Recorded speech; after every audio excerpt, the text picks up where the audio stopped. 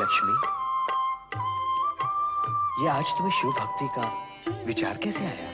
महाप्रभु, आपको ध्यान मग्न देख मैं संसार भ्रमण के लिए चली गई। संपूर्ण जगत में जहां भी देखो शिव की महिमा ही छाई हुई है। शिव की पूजा, शिव का नामस्मरण, शिव के मंत्रों का जाप। सोचा मैं ही इससे विलग क्यों रहूं? मैं भी ओम नमः शिवाय मंत्र के जाप का आनंद ले लूं। उत्तम, अति उत्तम। सुख और शांति प्राप्त करने के लिए शिव भक्ति से बढ़कर अन्य कोई उपाय नहीं।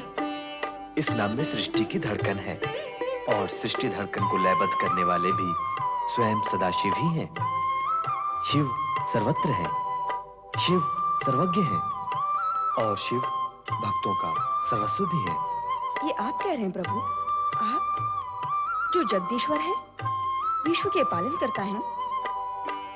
मैं जगदीश्वर और सृष्टि का पालन करता अवश्य हूँ, किंतु सदाशिव के इच्छानुसार ही मैं अपना कर्तव्य पालन कर रहा हूँ। मैं और ब्रह्मा दोनों ही उनकी कामना के फल हैं। ये शाश्वत सत्य है कि सदाशिव ही सृष्टि के सृजक, पालक और संहारक हैं। जिस प्रकार शिव की इच्छा से ही समुद्र मंथन हुआ, तुम्हारी उत्पत्ति हुई और तुम मुझे पति रूप में प्राप्त कर सकी। जन जन को धन वैभव की प्राप्ति तुम्हारी ही कृपा से होगी। उसी प्रकार कोई भी भक्त मेरी आराधना करते हुए शिव की स्तुति नहीं करेगा, उसे मेरी कृपा और प्रेम कभी भी प्राप्त नहीं होगा। आपके मुख कमल से शिव महिमा सुनकर मेरा जीवन सफल हो गया। मैं सदा पत्नी धर्म का पालन करूंगी, आपका नामस्मरण करूंगी, जैसे आपके परम भक्त नारद करते हैं। नारायण नारायण नारायण नारायण। प्रणाम परमपिता, आपने मेरा स्मरण किया। हाँ, इस हेतु कि मेरा यह मानस पुत्र आदेशित कार्यों को नाद एवं प्रकाश से भी बढ़कर त्वरित गति से करता है। तुम देवलोक के दूर संचालक। नारायण नारायण, सब नारायण की कृपा है। मेरी प्रशंसा तो हो चुकी, अब कार्यादेश भी दे दें तो उचित होगा। हे नारद, तुम उस क्षण के स्वयं साक्षी हो जब समुद्र मंथन से विष निकला, हाहाकार मच गया। विष के प्रभाव से सारी सृष्टि को बचाने के लिए करुणा सागर शिव हलाल पान करके नीलकंठ कहलाए। भगवान शिव तो भक्त वत्सल, उन्होंने अपने भक्तों को ही नहीं, जन जन को, सभी जीवित प्राणियों को विष के कुप्रभाव से बचाने के लिए हलाहल पान किया। यदि वे हलाहल पान न करते तो आज सृष्टि का अस्तित्व ही न होता। परंतु ये तो सत्य है, किंतु सदाशिव के हलाल पान के पूर्व ही पर्याप्त विष वातावरण में घुल मिल गया था। प्रदूषण के चिन्ह यहां वहां वातावरण में दृष्टिगोचर भी हो रहे हैं। प्रकृति और जीवों की सुरक्षा के दृष्टिकोण से इस प्रदूषण को मिटाना अति आवश्यक है। यही सोचकर मैंने एक महान यज्ञ का आयोजन निश्चित किया। परंपिता, ये यज्ञ कहाँ संपन्न होगा? यह यज्ञ प्रयाग की पवित्र भूमि पर होगा।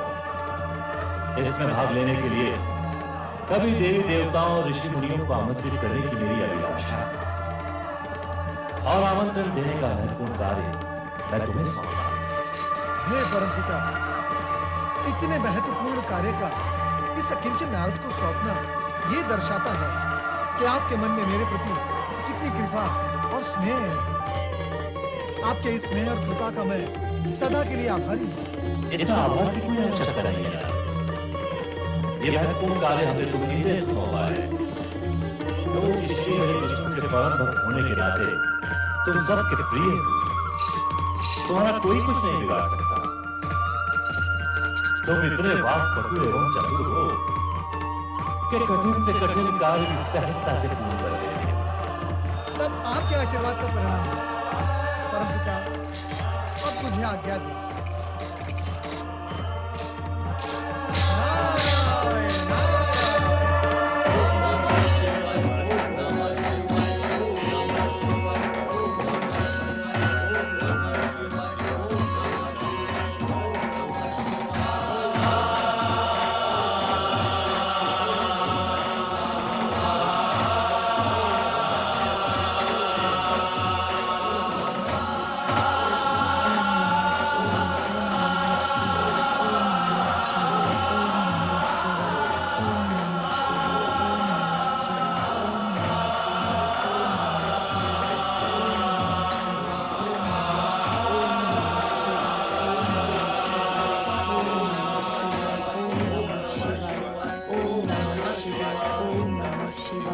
ओम देवी नमः सती। शिवाय। आज तुमने यहाँ आने में शिवगणों का नेतृत्व नहीं किया। स्वामी, आपके चिंतन में ऐसा खोई थी कि समय का ध्यान ही नहीं रहा। मैं क्षमा चाहती हूँ। जब हमारे चिंतन कर रही थी तो उसमें क्षमा की कोई आवश्यकता नहीं। हे प्रभु शिवशंकर, आज आपसे पूछने की कुछ मन में जिज्ञासा जागी। जिज्ञासा का समाधान अवश्य होगा। पूछो, क्या पूछने के इच्छुक हो? अभी अभी माता सती ने कहा कि वो आपका चिंतन कर रही हैं। आप तो सदा समाधि में लीन रहते हैं। क्या आप भी उसी का ध्यान कर रहे थे जिसका चिंतन माता कर रही थी? नंदी के इस प्रश्न का उत्तर तुम ही दो सकी। संसार के सभी प्रश्नों का उत्तर तो आपके पास है प्रभु। मैं तो केवल आपका चिंतन कर रही थी। आप किसके ध्यान में खोए रहते हैं, इसका मुझे ज्ञान नहीं। तो नंदी को यह बता दो कि तुम मेरा चिंतन कैसे कर रही थी, किस प्रकार से तुम अपने मन में मुझे निहार रही थी। स्वामी, आपने मुझे बताया था कि शिव और शक्ति अभिन्न है और मैं स्वयं शक्ति का अवतार हूँ। परंतु क्या देवी, क्या तुम्हें मेरे कथन पर संदेह है? आपकी बातों पर संदेह कैसा? मेरे मन में भी वही प्रश्न जागा था जो नंदी के मन में जागा है। प्रभु, जब मैं स्वयं आपके पास हूँ तो आप आंखें बंद करके किसका ध्यान करते रहते हैं? हाँ भोलेनाथ, माता वही पूछ रही हैं जो मैं पूछने का इच्छुक हूँ। नंदी, सती, जब हमारी आंखें बंद होती हैं तब हमारे सम्मुख होती है सदाशिव की ज्योति। वो ज्योति जो सृष्टि का निर्माण और संहार करती है। यही ज्योति शिव ज्योति के नाम से भी जानी जाती है तथा ब्रह्म ज्योति के नाम से भी प्रसिद्ध है। परमात्मा की उसी उज्ज्वल ज्योति का ध्यान योगी जन करते हैं। नारायण नारायण। हे महेश्वर, माता सती, नारद का प्रणाम स्वीकार हो। आओ नारद, अधिक समय के पश्चात दर्शन किए। हे महेश्वर, क्षमा कीजिए। आपकी इच्छा के बिना मैं आपके दर्शन के लिए कैसे आ सकता हूँ? आज आपने मेरा स्मरण किया और मैं आपकी सेवा में उपस्थित हूँ। देवर्षि, आज प्रभु ने आपका स्मरण किया। देवी सती, नारद की शब्द शैली से भ्रमित होकर सुनने वाला सोचता ही रह जाता है। महेश्वर, ये आप मेरी निंदा कर रहे हैं या प्रशंसा? मैं समझ नहीं पाया। हम तो सदा तुम्हारी प्रशंसा ही करते हैं नारद। अब बताओ, यहाँ किस विशेष उद्देश्य से पधारे हो? महेश्वर, इस समय तो मैं परमपिता ब्रह्मा जी का दूत बनकर आया हूँ। नारायण नारायण। ब्रह्मदेव की दूत? हाँ माता, परमपिता ब्रह्मा जी ने निश्चय किया है कि समुद्र मंथन से होने वाले प्रदूषण से मुक्ति हेतु एक महायज्ञ का आयोजन किया जाए। अति उत्तम विचार है ब्रह्मदेव का। कहाँ होने जा रहा है ये महान यज्ञ? प्रयाग की धर्म भूमि पर परमपिता ब्रह्मा जी ने यज्ञ हेतु आपको सादर निमंत्रण भेजा है।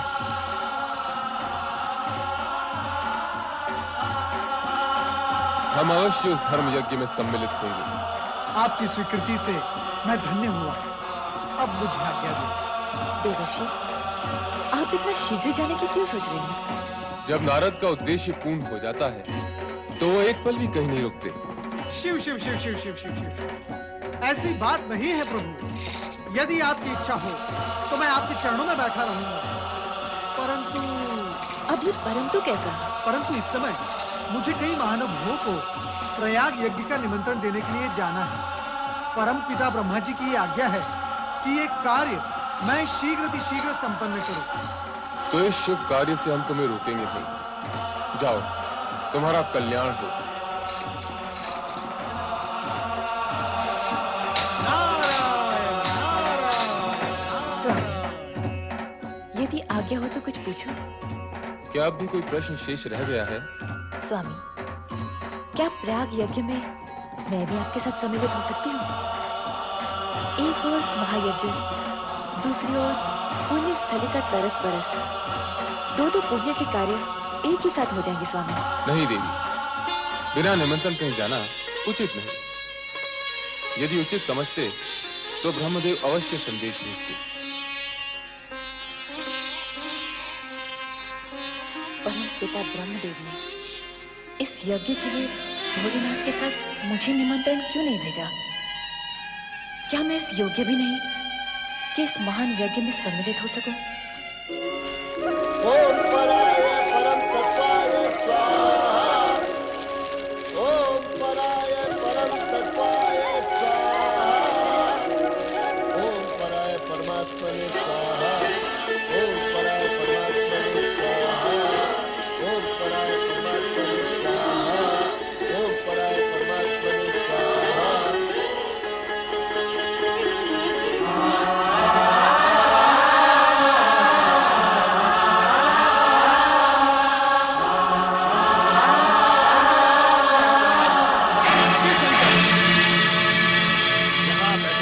सम्मानित व्यक्तियों ने मुझे आदर देने हेतु अपने मस्तक झुकाकर मुझे प्रणाम किया, किंतु तुमने मेरे अपने जमाता होते हुए भी मेरी ओर देखा तक नहीं।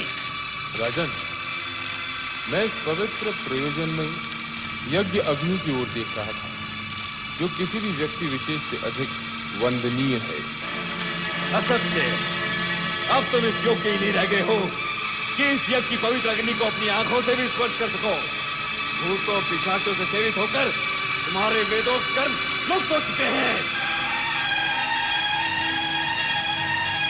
अब तुम मात्र शास्त्र विधि की अवहेलना और नीति मार्ग को कलंकित करने वाले पाखंडी, दुष्ट और पापाचारी पुरुष मात्र रह गए हो। मैं दक्ष श्राप देता हूँ कि शमशान में निवास करने वाले उत्तम कुल और जन से शिव शंकर को इस यज्ञ से बहिष्कृत कर दिया जाए और देवताओं के साथ इसे यज्ञ का कोई भी भाग न दिया जाए। अरे महामूर्ख दुष्ट बुद्धि दक्ष, तुमने भगवान भोलेनाथ को यज्ञ से बहिष्कृत कर दिया, जिनके स्मरण करने से यज्ञ सफल हो जाते हैं और तीर्थ पवित्र हो जाते हैं। ओ अधर्म ब्राह्मण नीच, तुमने इनका अपमान कर दिया है, जो सृष्टि के रचयिता हैं, जो पालन करता है और एक दिन संहार करता भी होंगे। हे शिवगणों, तुम सबके सब इस यज्ञ से बहिष्कृत हो जाओ। तुम सबके सब नीच और पाखंडी हो। सिर पर जटा, शरीर पर वस्त्र और हड्डियों के आभूषण पहने वस्त्र। तुम मद्यपान में आसक्त हो। ये मेरा श्राप है, श्राप है। ओ मूर्ख दक्ष, तुझे शिव तत्व का तनिक भी ज्ञान नहीं। तुझ जैसे अहंकारियों ने ही महेश्वर का उपहास किया है। इसीलिए शिव तेज के प्रभाव से मैं तुझे श्राप देता हूँ कि तुझ जैसा ब्राह्मण वेद ज्ञान से वंचित हो जाए, तू तत्व ज्ञान से विमुख हो जाए और तेरा मुख पशु समान हो जाए। नंदी, तुम्हें इस प्रकार क्रोधित नहीं होना चाहिए। तुमने व्यर्थ ही ब्राह्मण कुल को शाप दे डाला। जहां तक मेरा प्रश्न है, मुझे तो किसी भी प्रकार का कोई शाप छू भी नहीं सकता। तुम तो ज्ञानी हो नंदी। सनकादिक ऋषियों को तत्व ज्ञान का उपदेश भी तो तुम ही ने दिया था। अतः अब शांत हो जाओ और निश्चिंत भी। तुम्हारे आराध्य का कोई कुछ नहीं बिगाड़ सकता। मैं तो यज्ञ हूं, मैं ही यज्ञ कर्म हूं, यज्ञों का अंगभूत उपकरण हूं। यज्ञ की आत्मा भी मैं ही हूं, यज्ञ परायण यजमान और यज्ञ से बहिष्कृत भी मैं ही हूं। चलो हम कैलाश लौट चलें।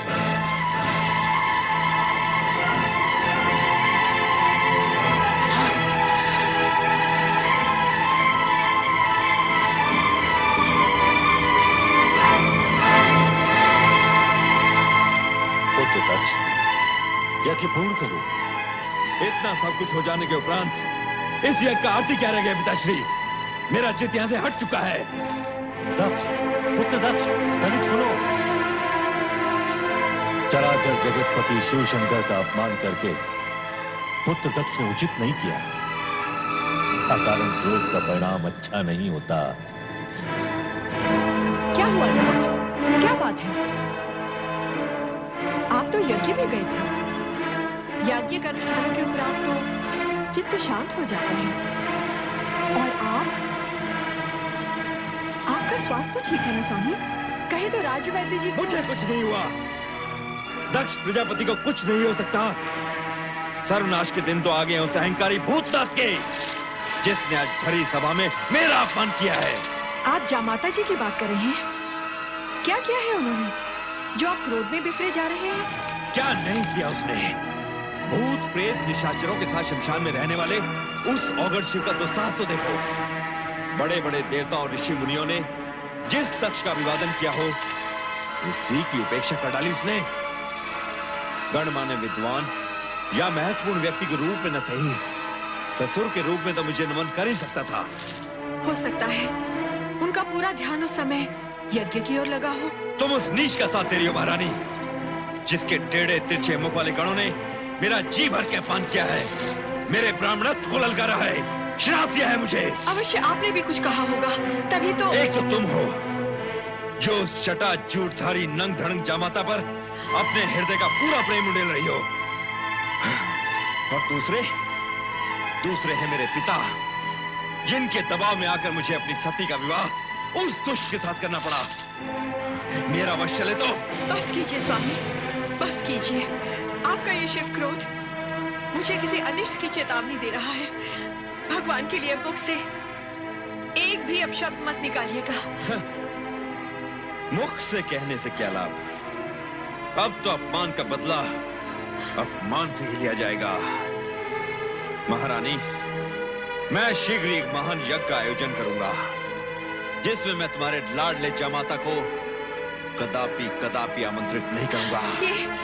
ये आप क्या? इतना ही नहीं, उसका यज्ञ भाग भी उसे नहीं मिलेगा, कदापि नहीं मिलेगा। प्रतिशोध लूंगा मैं, प्रतिशोध, प्रतिशोध, प्रतिशोध।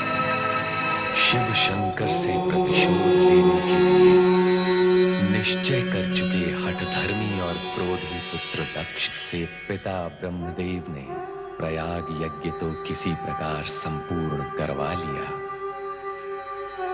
किंतु उसके अनिष्टकारी निश्चय से आशंकित एवं अशांत ब्रह्मदेव ब्रह्मलोक का अपना कमलासन त्याग कर एकांत में चिंतन के लिए चले गए। नारायण नारायण। परमपिता ब्रह्मा कहाँ है आप? आज आपका ये कमलासन रिक्त क्यों है? कृपया पधारिए। ओम नमः शिवाय।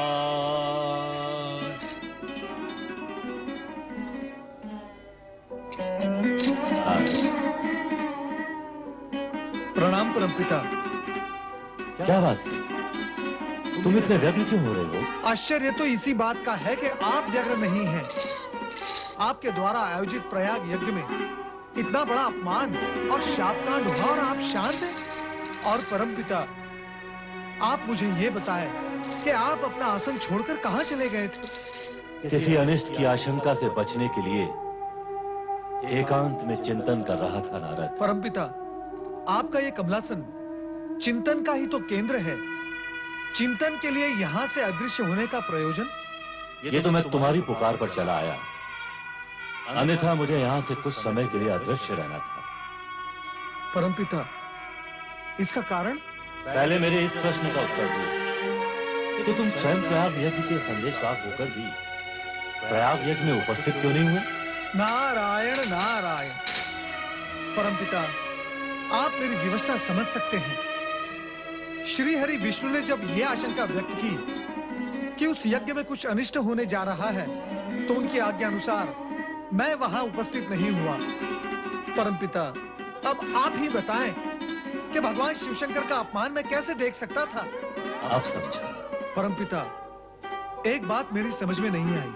कौन सी बात? आपने भ्राता दक्ष को भगवान शिवशंकर का अपमान करने से रोका क्यों नहीं?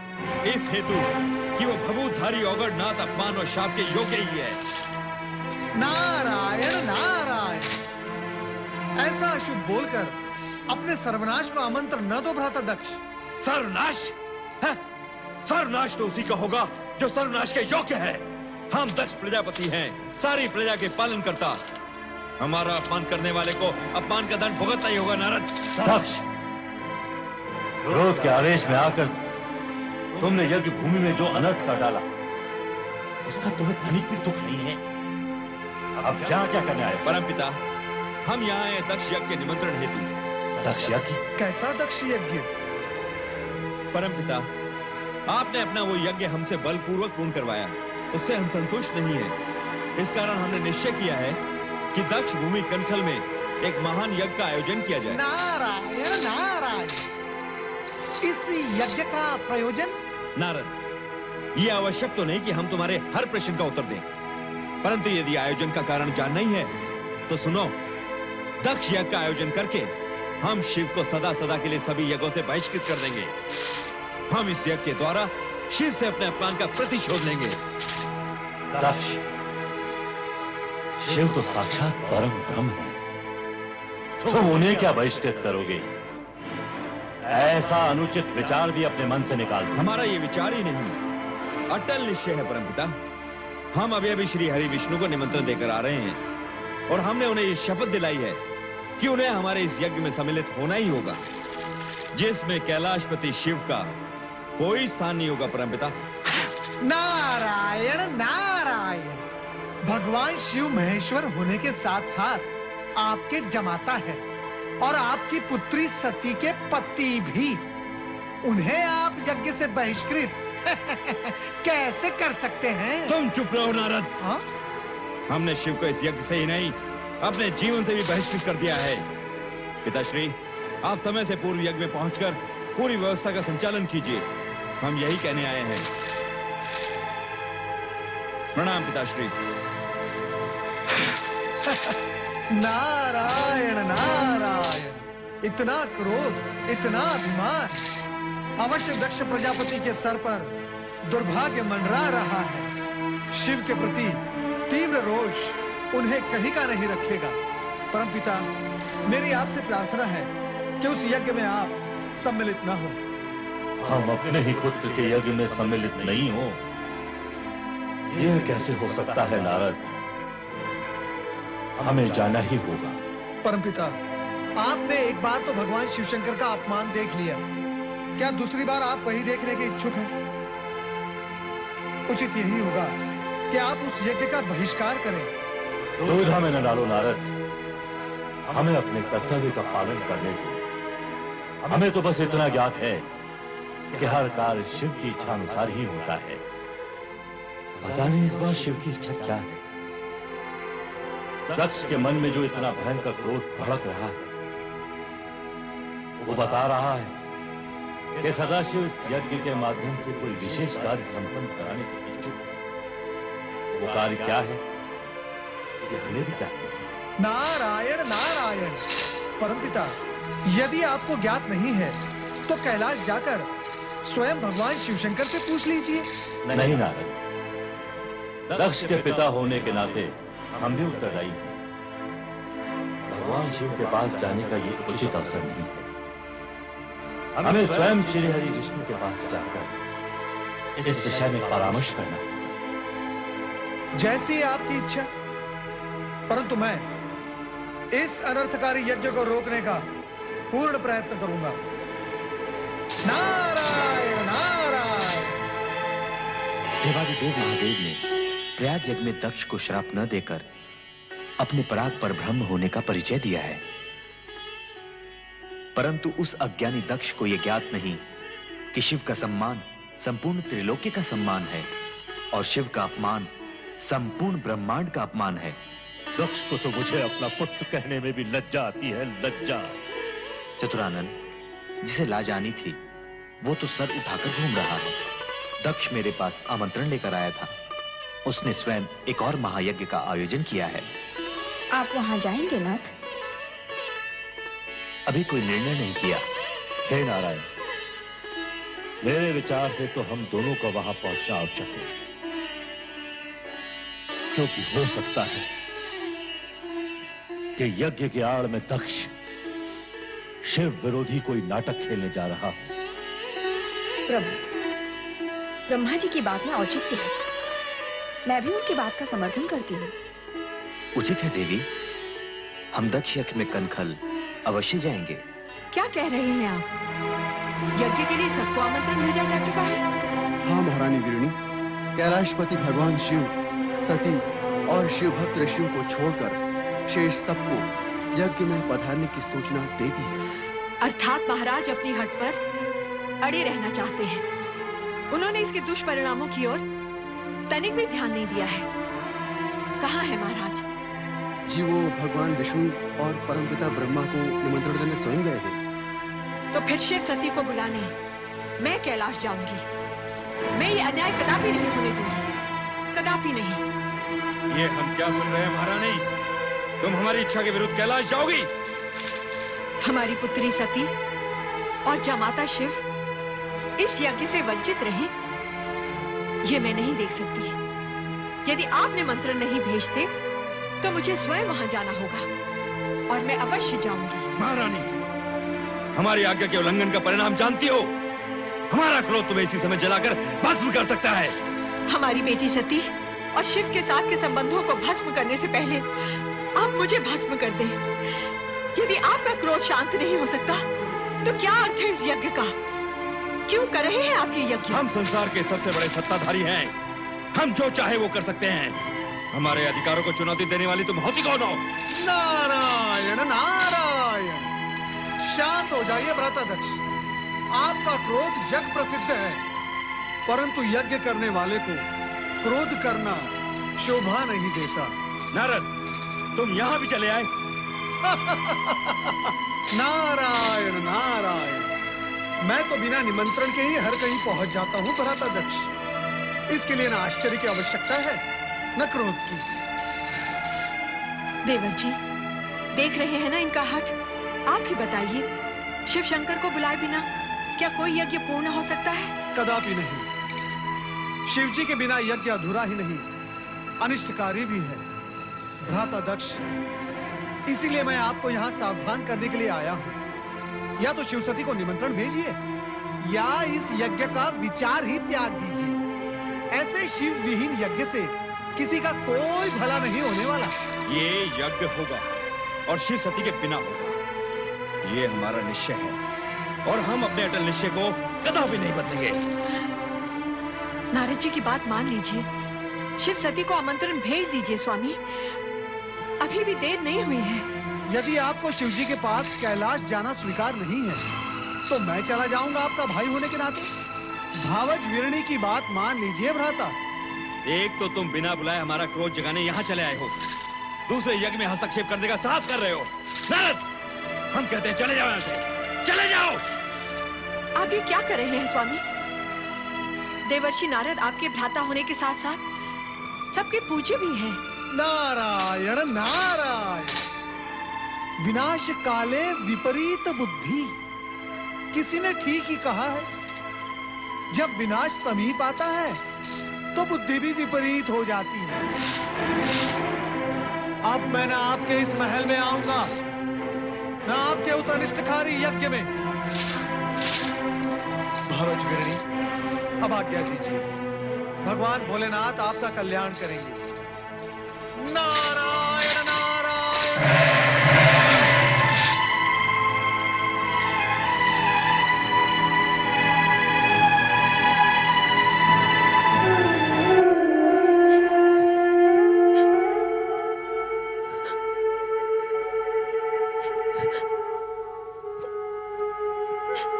सती, तुम यहाँ अकेली क्यों बैठी हो? अरे, तुम्हारी आंखों में आंसू? तुम्हें किसी ने कुछ कहा? तुम्हारा स्वास्थ्य तो ठीक है ना? इतनी बड़ी बात हो गई और आपने मुझसे छिपाई, मुझसे, अपनी अर्धांगिनी से। किंतु यदि नंदी न बताता तो मुझे ये ज्ञात ही न होता कि मेरे पिताश्री ने उसी पर इतना विश्वमन कर डाला जिसने सृष्टि के हित को ध्यान में रखकर विष को अमृत समझकर पी डाला। क्या उन्होंने ये तक नहीं सोचा कि स्वयं एक शूद्र सी चींटी होते हुए मेरे आकाश नापते पर्वत से स्वामी से टकराने का फल क्या हो सकता है? विचार दो सती, विसार दो सारी कड़वी बातें जैसे मैंने विसार दी। कड़वाहटों के स्मरण से मन मस्तिष्क दूषित हो जाते हैं। तुम्हारा सदा प्रसन्न रहना ही उचित है। सती, भगवान शिव शंकर को चंद्र का प्रणाम। अरे सती, तुम यूं ही खड़ी हो? हम तो तुम्हें साथ ले जाने हेतु आए थे। कहाँ? पति प्रेम में तो तूने सभी को विसार दिया है सती, अपने मायके, अपने माता पिता, सबको। बात यह है कि हम लोग यज्ञ में सम्मिलित होने दक्ष महल जा रहे थे। सोचा आप लोगों को भी साथ लेते चलें, किंतु आप लोग तो अभी हमें पिताश्री ने निमंत्रित नहीं किया। ये कैसे हो सकता है कि हमें तो आमंत्रित करने वे स्वयं आए और तुम्हें विसार दें? यज्ञोजन कोई छोटा मोटा काम नहीं। हो सकता है व्यस्तताओं के कारण इस महत्वपूर्ण कार्य का स्मरण न रहा हो। मैं अभी जाकर स्वयं उनसे पूछकर निमंत्रण भिजवाता हूं। तो हमें अब आज्ञा दीजिए।